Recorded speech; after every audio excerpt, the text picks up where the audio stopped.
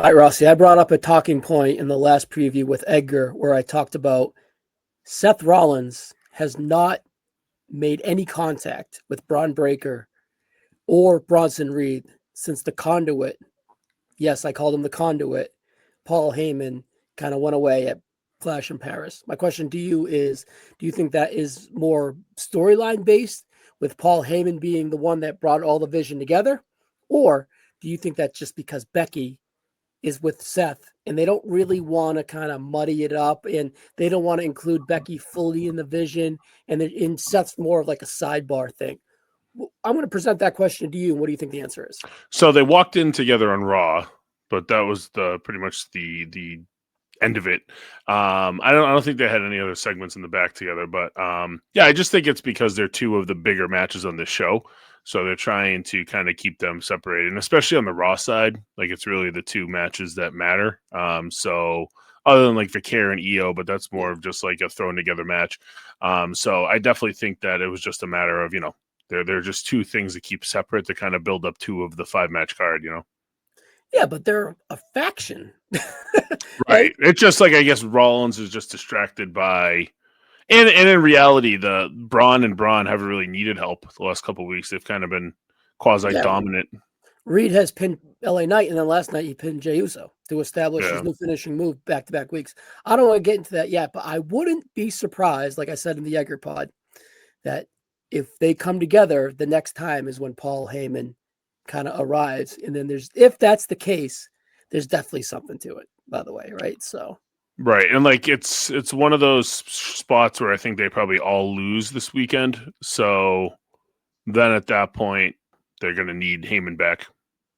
Oh, really? I picked the Bronson and Reed to win, but anyways. I just feel like they've been so dominant and like they're teasing the Usos kind of having, differences. So I feel like it's, unless they're really going like darker with Jay, which I didn't really think of it that way. I looked at it as they lost at SummerSlam. They're not going to lose at Palooza. Yeah. And I could see, And then, well, I mean, the storyline's probably even more interesting at that point if the Browns win and Seth and Becky lose, Yeah. So kind of the through line I started with this, right? I definitely think there's something there with Paul Heyman. All right. AJ Lee, man. I can't believe we didn't start with that, but I just wanted to keep it continuous as a talking point, right? So for the audio listeners, right? We release these on YouTube individually, but on podcasts, I twin these together, and you'll be right after Edgar. So I kind of thought that would be an interesting through line because we close with that. Yeah, no, it makes sense, and they kind of are connected, but they're not, Yeah, but anyways, I can't believe we didn't open with AJ Lee. Historical return, and it really, really was. It was a different pop than Punk. I think you sent me the decimal points were higher, but this was an anticipated return. Punk had like legit shock. Like you had like, oh my God, Punk. And then here it was just like you were bottling up all the energy and it exploded. Has it lived up to the hype? It's been 2 or 3 weeks since she returned, and it was special that night. We did a post show. If you haven't seen it, check it out. But I think that she feels big. Becky's the biggest star in this company from a women's standpoint. I looked at this as the 7th inning of the Seth Rollins and CM Punk feud. It's the perfect time to inject her, really. It means more than a Rumble return. It means more than a WrestleMania surprise. I think this is perfect, Mike. Yeah, I think it's going well. And I mean, you can fantasy book 100 things coming out of this. But at the end of the day, it's tough to come in after being off for 10 years and going right into verbal sparring with Becky Lynch, who's really at the top of her game as a heel. From a promo perspective, and AJ has held her own. Like I think obviously she got to tell the story about like how she went through mental stuff and everything, and that obviously is going to always play well as the babyface, right? But even when they're chirping back and forth back together, it was fine. The only line that I never really liked with Becky with AJ was the Puerto Rican from New Jersey who can shank a bitch. Like, okay, you've never shanked anybody, but 105 pounds. Yeah, it was a cute line, but it just I thought it was kind of flat. Low-key played into Springfield. That would be. Yeah, that's true. Maybe who knows what happened leaving the parking lot, but Yeah, I mean, I think that it's obviously, it feels like this should be the main event. That's what I talked about on my pod this week. Is Really? like I feel like with ESPN opening their era, Brock and Cena opening the show is I kind of the thought way I they would go. announced that Brock and Cena was closing already. Maybe they did. I don't know. But I always kind of thought that this match feels like the most anticipated match on the show, despite the Cena and Brock of it all. I probably would main event with it, and you get the happy ending at the end of the night. But, I mean, either way, I feel like it's one opens, one closes with those two. What do you think?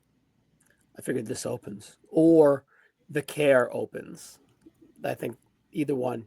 Well, I think the 1, 3, or this isn't going to be 2, but I think there's only 5 cards, right? But yeah, I think opening this would be. You want to make Fakir, she wins that match, open with it, right? At ESPN PLE. But this is going to be good, right? Because you're going to want to open on a banger. This could be a little messy. I could see this being messy in a way. Yeah. And the reason I think Cena and Brock is, like I said, just the start of ESPN, and and AEW will probably be overlapping at that point. So, I mean, I guess what sucks people in more, this or Brock and probably this when you think about it that way. But I feel like Brock and Cena is the match that will get the casual non-wrestling fans. This is the hardcore. Right.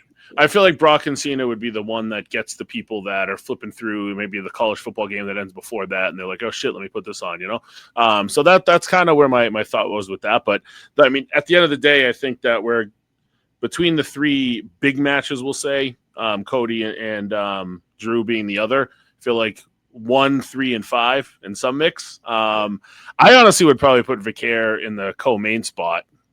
Just to kind of, if they open with this, to kind of separate the women, and then also, but then at that point you got back-to-back Vision matches, so it's an interesting layout. It's definitely not as predictable layout as a lot of their 5-match PLEs have been. Yeah, this definitely on paper is a massive pay-per-view, right? There's some definitely WrestleMania matches on here for sure, and yeah, I think this is in a really good spot to kind of deliver. I don't think there's going to be like anything match of the year quality, but it's going to drive a lot of stories and it's going to be a spectacle. And that's really what this match is going to be. What do you take with Punk, right? He's a massive star, but he's giving all his energy to his wife. And I dig it. I don't think there's going to be any rejection on that. AJ Lee has a long leash to kind of figure this out. Where do you see her getting to in this company? Do you see her as world champ? Do you see her USIC? Do you see her finding a tag partner eventually, like a returning Page or something? Where do you see her as you kind of think about it? So I think best case scenario coming out of this match is that AJ beats Becky to set up a IC match in Australia. And at that point, I would have AJ win the IC title. And that would be like, obviously Triple H's way of getting another big name on the very young infancy of the history of this belt, right? And then on top of that, ultimately, I think Raw's biggest money feud is Becky Vicaire. So if Vicaire becomes the women's champ, then she can kind of have a couple months without Becky involved, and then right around maybe the turn of the year, you can have Becky Vicaire kind of start a little feud for themselves. That could be a big one for this Raw side. So I think that's the best case scenario, but I also understand the value of having Punk beat Rollins and then set up a world title match between the two. Although I feel like they can get to that without having to involve that in the finish here. So I was actually kind of thinking that could have been a stip that they added on Monday, that if Punk and AJ win, they both get title shots, but obviously whoever gets the pinfall win will end up, or AJ submission win probably, would be, obviously set to get that next title shot for either belt anyways. Yeah, I like that submission call. That's a really good call. I didn't even think of that because that is her finisher move, right?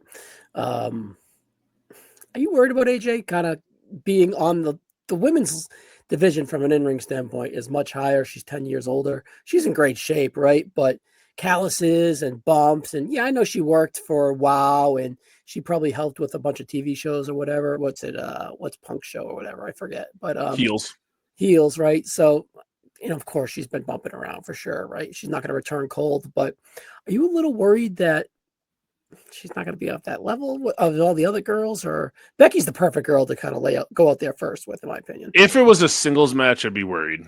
Yeah. But I feel like they're going to have a really good layout here, that they're going to be able to kind of keep her fresh. I think she's probably the hot tag, when, Punk gets beat down by Rollins for a bit. She gets the hot tag and she kind of unleashes, and that would probably be what leads to a finish, right?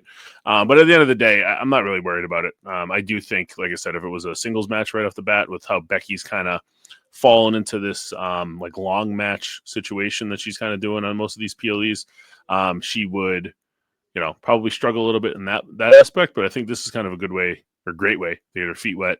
And honestly, it's Becky. If she was in here with somebody not as good, like a Kairi Sane or something like that, I hate to even say that, but it's true. That's I would be a little bit worried. But like a Becky, they're going to have this laid out well. I'm not too concerned. Yeah. All right. That's a good cap on the women. I've been kind of saying on a lot of these pods that between Punk and Rollins, I feel like that they're in the 7th inning of their feud. Do you feel like that we're at that point where we're kind of getting close to the end, to the burnout? Not the burnout, the closeout. And there's still a lot of juice in it. I love how they injected the women here. I think it was needed from a longevity standpoint. I definitely still think they have enough angst to get a few more months out of this feud. And we could be looking at maybe a feud of the year back to back for Punk in the WWE, right? Drew last year and then Seth this year. He's been feuding with Seth since returning pretty much, but with injuries and whatnot, and deflecting Drew. Do you think they land the plane on this feud and potentially have a feud of the year? So it's interesting because obviously the way I see the story of Seth as champion playing out is that eventually Braun Batista's him, right? And Batista Triple H's evolution that, and then they kind of go that route of maybe Braun and Seth even at a Mania. But Seth kind of needs the title for whatever they end up doing with that to make sense. And I don't think that there should be another Punk and Rollins match if Punk doesn't go over. So that's where it kind of becomes a very interesting sub story, because obviously, I think Punk probably should be involved with the other title by the time we get to a Mania. Honestly, like him and Cody feels like a big deal, but obviously there's still a Roman Reigns lurking, and there's other things that they could do as well. So it's very fascinating how they're going to go with this world title picture, because it just seems like there's a Braun that they want to probably anoint at some point, but maybe is it too soon? But they've already been playing into the friction between him and Seth. And then obviously the Heyman part is kind of lingering. I think him coming off TV, to your point earlier, kind of plays into some, middling of the group. So it's fascinating because it's obviously we're going to get another Seth and Punk singles match at some point. They haven't had one since fucking February? SummerSlam, but they haven't had one since the cage match, and then they had the Netflix one. So there's only been 2, but I believe they're equal on pins, because you have Seth at SummerSlam and then Seth in Punk on Netflix, and then Seth escaped the cage as a Roman. Yes. No, well, okay, this is the pinfall. So the pinfalls were Seth got pinned on Netflix and the Chamber. Rollins got pinned on Punk at the cash-in and last month at the 4-way. Right. Yeah. And because Reigns got pinned at Mania. So it's just like, obviously they're going to have another singles match. I don't see Punk winning unless they decide to do a Braun-Seth feud away from the title, which I think would be weird.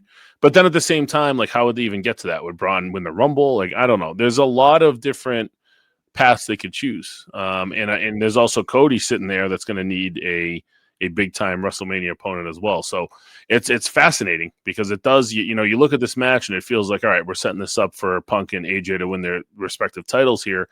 But are we? That's where it's really interesting. All right, Mike, we're at the end here, and I think it's time to pick. I think it's the easy one. Again, I don't overthink it. It's the baby faces. It's Punk and Lee. It's got to be. I mean, Seth and Becky are on top of the world. Them losing really doesn't hurt them. But I don't think that AJ's back in this spot to lose. If she ended up losing a singles match to Becky, whatever, if that's the path they decide to go. But I think ultimately, it's going to be Punk and AJ, AJ ends up beating Becky for that title, and that frees up Becky to go world title hunting. Yeah. So yes or no, crown jewel, is it champ versus champ, you think? Or I don't think so. From what I was hearing, I don't believe that that's the case. But that would be interesting because then that would be Cody and Seth. Seth can get a win back because he kind of deserves one. Yeah, I don't know. I don't think they do that this year because it feels like Drew and Cody are going to need to have a second match there instead, anyways. Then maybe they do that gimmick at the Royal Rumble, and they don't have to have championship matches at the Royal Rumble. Right, and then on top of that, I mean, we're fucking 2 months from War Games. What's the men's match? Does that intertwine with Cody and Drew and this little feud? Like, how does that happen? And if that's the case, maybe something at Crown Jewel mixing the titles makes sense. You know, I don't know. I mean, we're 2 months away from War Games. I have no fucking clue what the match is. Yeah, is it a Crown Jewel thing or is it a Saudi thing? We'll find out soon. So good shit. Yeah, they keep the belts in Saudi, so that's where I'm like, I don't think they're gonna do it in Australia at fucking 5 a.m. You know, it's the Crown Jewel title. All right, this thing is like beyond. We've killed enough energy. Who cares, right? So that's honestly a match that Saudi's Rumble, right? I would do that Crown Jewel. Yeah, right. Yeah, I would do the Crown Jewel match then because those two aren't going to be, and it's kind of fun. Like, hey, these guys are fighting, and the winner might end up having to defend their title against the winner of this Rumble. You know, so that's where I think that would make sense. All right, Mike. Check you soon, buddy. Later.